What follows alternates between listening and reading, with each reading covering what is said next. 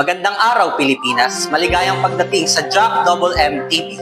Ako ang inyong host at kami ay narito upang maghatid sa inyo ng mga pinakabagong balita, mga interesanteng kwento at mga kagiliw-giliw na karanasan mula sa iba't ibang panig ng Pilipinas. Kaming lahat ay handa na upang magbigay aliw, magbigay impormasyon at magbigay inspirasyon sa inyong araw-araw. Kaya't samahan kami sa isang masayang paglalakbay sa mundo ng Jack Double M TV.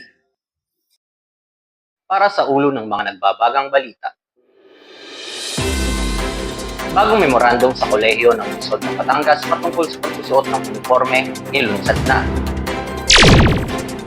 Valentine's Day, pinaghahandaan na ng karamihan. Pagbubukas ng Mayor's Cup muling nilunsad ngayong araw sa Sports Coliseum.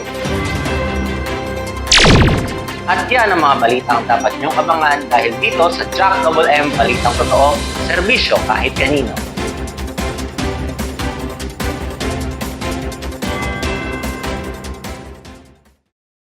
Bagong memorandum sa kolehiyo ng lungsod ng Batangas patungkol sa pagsusot ng uniforme inilunsad na. Para sa kumpletong impormasyon, nandito si John Moises Magsino, nagbabalita.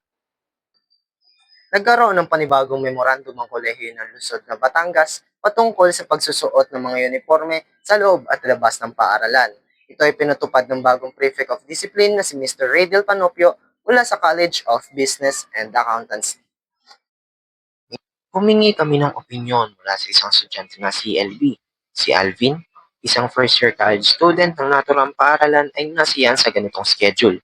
Aniya, mas maganda ang bagong schedule dahil nagagamit niya lahat ng work shirt at nasusuot sa isang buong linggo. For me, naging magandang epekto nito sa akin at especially din sa section namin kasi Monday kami naka-uniform, Tuesday uniform, Wednesday kami naka-atlas which is yung orange na sinusuot nating mga atlas. Then Thursday which is naging mas okay sa amin kasi which is PE nga namin, mas nakagalaw kami ng mabuti. Then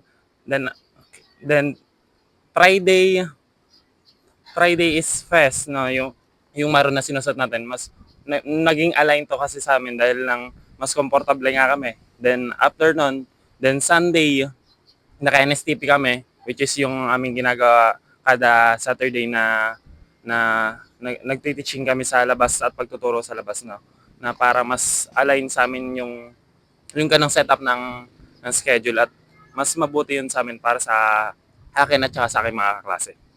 Then ang epekto naman, feeling ko naman ang epekto nito para sa iba is yung kunwari Monday yung schedule nyo, then PE kayo, then kayo naka uniform. Malaking epekto nito kasi hindi mo alam kung ano yung magiging priority ng estudyante, kung ano yung mga dadalhin nila, yung uniform ba o yung pang PE. Yun lang ang aking komento about dun sa epekto ng schedule. Sa akin is mabuti. Maganda naging epekto ng memorandum na ito para sa mga estudyanteng may iba't ibang schedule. Laking pasasalamat ng mga estudyante at naaprubahan ito. Salamat kay Mr. Radel M. Panopio. John Moises Magsino, nagbabalita.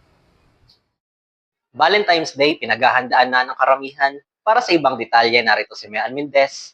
Mean, pasok. Pagdiriwang ng araw ng mga puso, simple pero makabuluhang paraan ng pagpaparamdam ng pagmamahal. Ang Valentine's Day ay pinagdiriwang sa araw ng mga puso. Dito, sineselebrate na hindi lang magkasintahan, ngunit pati na rin pamilya at bawat pagmamahalan sa kanilang paraan. Ngayon, na-interview namin si Kevin para tanungin kung paano siya naghahanda para sa paparating na araw ng mga puso.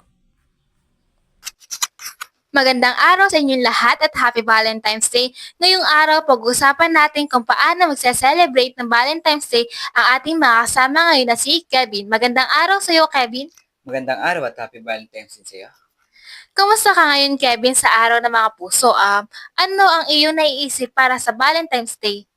Ang aking plano para sa aking minamahal ngayong Valentine's Day ay isa-surprise ko siya ng bouquet ng bulaklak at mamamasyal kami kung saan hindi pa namin napupuntahan. Napakaganda naman ng iyong plano.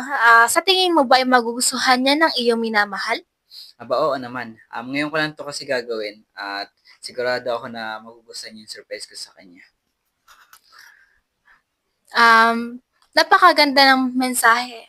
Bago tayo magtapos, meron ka bang gustong iparating na mensahe sa ating mga manonood para sa Araw ng Mga Puso?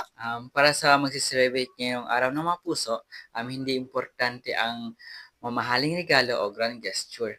Ang simpleng pagkakaroon ng oras para makasama ang iyong minamahal ay isa sa pinakamahalaga. Mahalaga rin na araw-araw magpapakita sa kanya yung pagmamahal mo sa kanya. Tama. Hindi kailangan magarbo ang mga bagay para maging espesyal. Maraming salamat, Kevin, sa iyong mga insight at inspirasyon. Tunay nakaka-touch ang iyong mga salita. Sa ating mga viewers, sana ay nahanap ninyo ang mga mensahe ng pagmamahal at pag-aalaga sa araw na ito.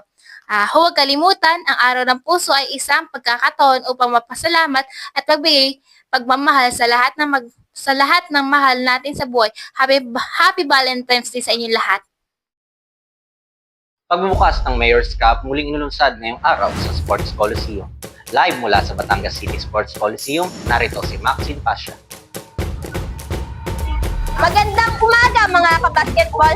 Nandito tayo ngayon sa pagbubukas ng Mayor's Cup Basketball Tournament 2025 dito sa magandang lalawigan ng Batangas. Isa na namang makasaysayang paligsahan ng ating masasaksihan kung saan magpapakitang gilas ang ating mga mahuhusay na manlalaro.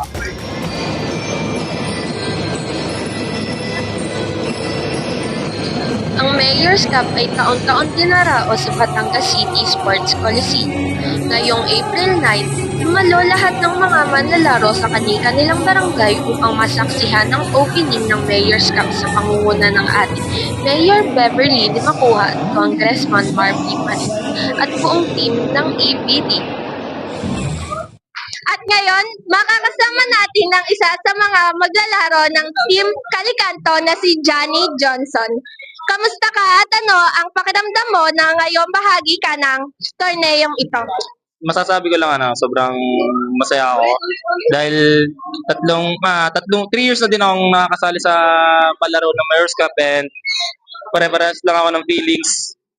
Masaya, tapos mananalo, matatalo, masaya lang din. Matatapos ang laro, masaya lang din. Kaya thankful din ako na nakasali ako dito sa palaro. Talagang nakakapanabik, ano ang naging paghahanda ninyo para sa torneyong ito? Ang una po naming paghahanda na nagawa ay nag-practice talaga kami ng gusto at pinagsanayan talaga namin lahat ng meron sa basketball sa larangan ng paglalaro para makatulong sa amin para makamit namin yung kung swertehin man kami, makakamit namin yung championship, yun lang. And sobrang pagsasanay namin para lang manalo sa bawat laro namin. Yun lang. Mukhang handang-handa na talaga kayo, no? Ano ang masasabi mo sa inyong mga taga-suporta at sa mga nanonood ngayon? Yun, masasabi ko lang, sobrang thankful ako sa mga nanonood. Kung meron man o wala, masaya kami na sumusuporta. Maraming salamat sa inyo. And yun lang, maraming masasabi. Suporta kami hanggang dulo. Maraming salamat. Napakaganda at maraming salamat, Johnny Johnson, at good luck sa inyo. At dyan nagtatapos ang ating panayam. Abangan ang mas matitinding bakbakan dito sa Mayor's Cups Basketball Tournament 2025. Ako po si Maxine Clemeno at ito ang simula ng isang makapagpigil hiningang kompetisyon.